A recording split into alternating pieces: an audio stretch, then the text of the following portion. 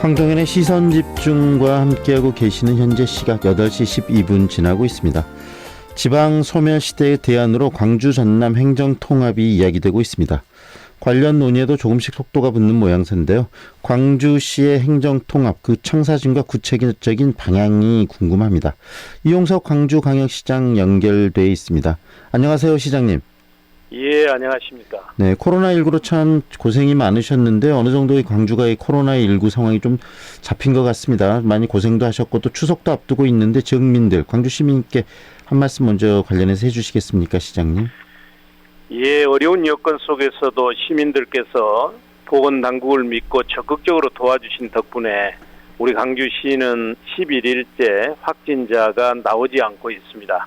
하루빨리 지역 확산을 차단해서 시민들이 일상으로 빨리 돌아오실 수 있도록 최선을 다하겠습니다. 네, 추석 때도 또 이 광주시 차원에서 이 사회적 거리 두기 이런 부분에 대해서 또 만전을 기하고 계시겠죠?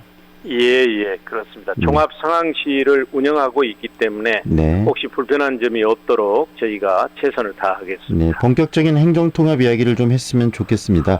지난번 공공기관 2차 지방이전 대비 정책 토론회에서 이 광주와 전남 행정통합이 필요하다 처음으로 이야기를 꺼내 놓으셨는데요. 그 이야기를 꺼내 놓게 된 배경부터 이야기를 해주세요. 우선 경쟁력을 높이기 위한 지자체 간 통합은 이 시대 정신이고 세계적인 추세입니다. 그래서 저는 광주 전남의 상생, 동반 성장, 그리고 또 다음 세대에게 풍요로운 미래를 물려주기 위해서는 더 이상 광주 전남 통합을 늦추어서는 안 된다는 제 평소 소신을 얘기를 했고요. 네. 시장으로서 책무를 다했다고 생각을 합니다. 네. 현재 관련해서 실무추진단 구성과 함께 또 공론화 작업도 진행 중이시죠? 예, 제가 이제 토론회 축사에서 밝힌 이 통합 문제가 우리 지역에 하도가 됐지 않습니까? 네. 따라서 이제 책임감을 갖고 시도민들의 의견을 수렴하고 또 공론화도 하기 위해서 행정부시장을 단장으로 우리 시 공무원 그리고 시민사회단체, 학계 전문가들이 참여하는 이 통합준비단을 출범을 시켰습니다. 네. 그러면서 저는 이제 그동안 시의회 의장단 그리고 5분의 구청장 등들과 이제 간담회를 가졌고요. 네. 또 시민사회단체, 경제단체 등으로부터 다양한 의견을 수렴하면서 이 행정통합의 공감대 형성과 향후 방향에 대해 지혜를 구하고 있습니다. 네. 그리고 10월 3일 날은 추석 민심을 바탕으로 해서 우리 지역 국회의원 8분과 간담회를 가질 예정입니다. 네, 지금 행정통합의 필요성은 끊임없이 이야기가 돼 왔고 그다음에 또 그런 여러 과정이 있었는데 다시 이것을 지금 불을 우리 시장님께서 짚으셨는데 시도통합 네. 왜 지금이 적기라고 판단을 하신 겁니까, 시장님? 우선 저는 크게 3가지를 생각합니다. 첫째는 올해 수도권 인구가 비수도권 인구를 처음으로 추월했습니다. 이 수도권은 국토 전체 면적의 11.8%밖에 안 되는데 인구 절반 이상이 수도권에 살고 있거든요. 네. 이런 상황에서 광주 146만 명, 전남 186만 명 이렇게 소규모 지자체로는 수도권의 블랙홀을 막아낼 수 없고 또 우리 광주 전남이 경제적 낙후나 인구 소멸의 문제도 극복할 수 없다고 생각을 한 것이죠. 네. 그래서 광주 전남이 통합해서 자생력과 자립경제가 가능한 단일 광역 경제권을 구축해야 국가 균형 발전에도 기여할 수 있고 우리 도시 경쟁력 제고도 이룰 수 있다는 생각이 첫 번째고요. 네. 두 번째는 지방자치단체의 이 초광역화나 메가시티는 지금 세계적 추세입니다. 네네. 무슨 얘기냐면 이미 국내에 여러 도시들이 공동 번영과 미래 경쟁력 확보를 위해서 통합 논의를 한참 하고 있습니다. 네. 예를 들면 대구와 경북은 우리보다 훨씬 인구가 많지 않습니까? 네. 대구는 243만 명이고 경북은 266만 명이니까. 그런데 2022년 행정통합 출범을 목표로 지금 본격적인 행정통합 논의가 진행 중에 있습니다. 네. 공론화위원회까지 만들어졌습니다. 그리고 부산, 울산, 경남을 하나로 묶는 메가시티 논의도 기본 구상안이 나오고 있고 네. 대전은 지금 세종시와의 통합을 거론하고 있습니다. 이렇게 우리나라뿐만 아니라 국제적으로도 프랑스는 22개 광역자치단체를 이미 2016년에 13개로 통합을 했고 네. 일본도 지금 47개 도도 부연을 9개 내지 13개로 개편을 추진 중에 있습니다. 이런 상황에서 우리 강주 전남이 시대적 흐름과 변화를 쫓아가지 못하고 현실에 머무르면서 통합 논의조차 하지 않는다면 이 경제적 낙후와 고립을 피할 수 없다 하는 그런 것이고요. 네. 마지막으로 세 번째는 이 소지역주의나 불필요한 경쟁에서 벗어나서 강주 전남 공동 번영과 경쟁력을 확보하기 위한 것입니다. 네. 실제 이제 제가 시장을 해보니까요. 이 강주 전남 간의 중복 투자나 과다 경쟁 문제가 매우 심각합니다. 네.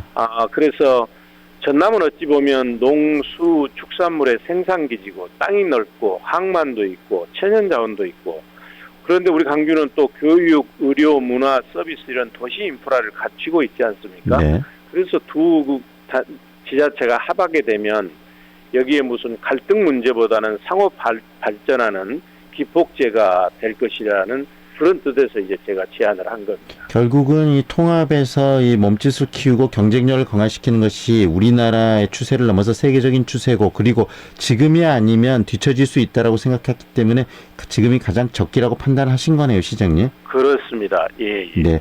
그런데 지금 이 통합이라는 것은 파트너가 존재하지 않습니까? 지금 전라남도와 함께 통합을 해야 되는데 전라남도의 분위기는 어떻게 읽혀지고 있습니까?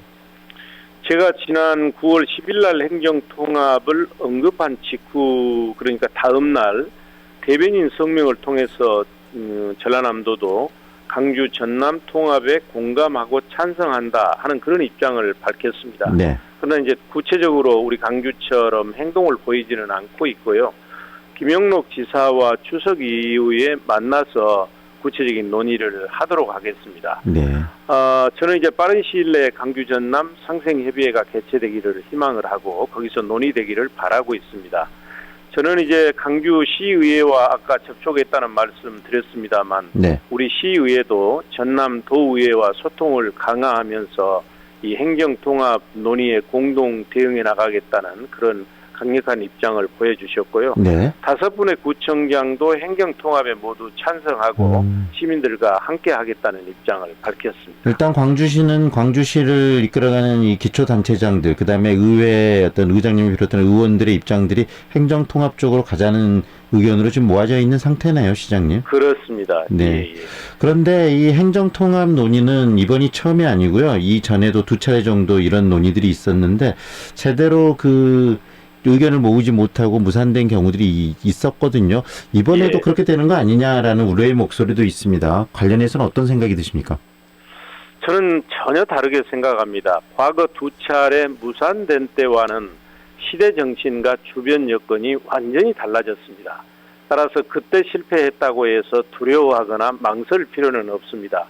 무슨 얘기냐면 이 문제가 이제 처음 거론됐던 게 1995년이거든요. 네. 이때는 처음으로 시도지사를 이제 선거에 의해서 뽑을 때입니다. 그리고 두 번째는 2001년에 이제 전남도청 신청사를 무한에 착공을 앞두고 통합 논의가 시작된 겁니다. 네. 그러니까 두 번 모두 도청 이전이라고 하는 화두를 놓고 이제 통합을 추진하다 무산이 됐고요. 그리고 제가 이제 그때와 지금은 시대 정신이 크게 달라졌다고 그랬는데 네. 당시에는 이제 교통, 정보, 통신이 발전하지 못했던 때라서 큰 도시가 있으면 광역시나 직할시로 분리하는 게 시대 정신이었습니다. 네. 그래서 우리 강주도 86년에 전라남도에서 강주시로 직할시로 분리가 됐지 않습니까? 네. 그러나 지금은 정보통신이 발달하고 규모의 경제가 강조되고 또 도시간 경쟁 시대가 되면서 일정 규모 이상이 되면 통합하는 것이 시대의 정신이라는 얘기죠. 네. 저는 리더는 시대 정신을 항상 가슴에 새기고 미래를 준비해야 한다고 생각을 합니다. 네. 편한 길만 가려고 하면 발전이 없는 것이죠. 앞전의 통합 논의와는 전혀 다른 환경이 만들어진 거네요, 시장님. 그렇습니다. 예. 네. 방금 대구 이야기도 좀 꺼내주셨는데 그 이야기도 좀 곁들여 계속 해주세요. 그러니까 대구 경북이 만약에 2022년에 대구시장과 경북지사를 한 사람으로 통합해서 뽑게 되는데 네. 우리만 논의도 안 하고 있다면 어떻게 그 상황을 감당할 수 있고 강주 전남이 발전할 수 있겠습니까? 네. 저희는 이제 인공지능 중심도시 강주, 전남은 블루시티를 만든다는 거 아닙니까? 네. 블루 이카나미를 아무리 이런 걸 한다 하더라도 일정한 규모, 그러니까 적어도 300만 이상의 자치단체가 되지 않으면 경쟁을 할 수가 없습니다. 네. 그런 부분들 많은 또 이 청취자분들도 공감하는 분도 계실 것 같습니다. 그런데 일부 또 정치인들은 지금 행정통합을 논의할 게 아니고요. 광주시와 전남도가 굵직한 지금 현안들이 많이 있다. 특히 군공항 이전 문제를 비롯해서 이런 현안을 풀기 위해서 이 산적한 먼저 머리를 좀 맞대고 이런 현안을 푸는데 더 집중해야 되는데 이런 행정통합 논의로 그런 현안 풀이가 넘어가 버린 거 아니냐 이런 우려의 목소리도 이야기를 하던데 그 부분은 어떻게 보세요, 시장님? 그거는 그분들이 너무 좁게 보는 겁니다. 말씀하신 것처럼 강주와 전남 간에는 지금 군공항 이전 문제, 공공기관 유치 문제, 나주 SRF 문제 등 많은 현안이 있습니다. 근데 이런 문제들도 기본적으로 강주 전남이 하나다 하는 이런 인식하에서 상생과 동반 성장 차원에서 접근해야지 해결이 될 수 있습니다. 네. 그래서 바로 통합이 안 되더라도 진정성을 가지고 통합 논의가 시작되고 언젠가 우리는 하나로 합친다는 생각을 갖게 되면 많은 문제들이 해결될 수가 있습니다. 이런 면에서 저는 진정성 있는 강주 전남 통합 논의 자체가 최고의 민생 대책이고 현안에 대한 해결의 길이고 상생이고 동반 성장의 길이라고 보는 것이죠. 네. 이번 추석 연휴가 많은 또 분들이 모이고 가족분들이 이야기를 꺼내면서 이 광주와 전남의 행정통합이 가장 중요한 이슈와 주제가 되지 않을까라는 생각이 드는데요. 관련해서 청취자분들께 그리고 지역민들께 하시고 싶은 말씀 한 말씀 곁들여 주시죠. 예, 제가 모두에 말씀드린 것처럼 시민 여러분께서 모든 고통을 참으시면서 도와주신 덕분에 지금 열 하루째 새로운 지역 감염 확진자가 발생하지 않고 있습니다. 진심으로 이 자리를 빌어서 감사를 드립니다. 그러나 이번 추석절 민족 대이동이 코로나를 확산시키는 또 하나의 계기가 될 수 있습니다. 따라서 이번에는 부모님이나 친척들을 찾아뵙지 않는 것이 효도입니다. 네. 몸은 멀리 마음은 가깝게 서로 안전과 건강을 지켜주는 그런 추석 명절이 되시길 바라겠습니다. 네. 오늘 말씀은 여기까지 들을게요. 고맙습니다, 시장님. 예, 감사합니다. 지금까지 이용섭 광주광역시장과 함께했습니다.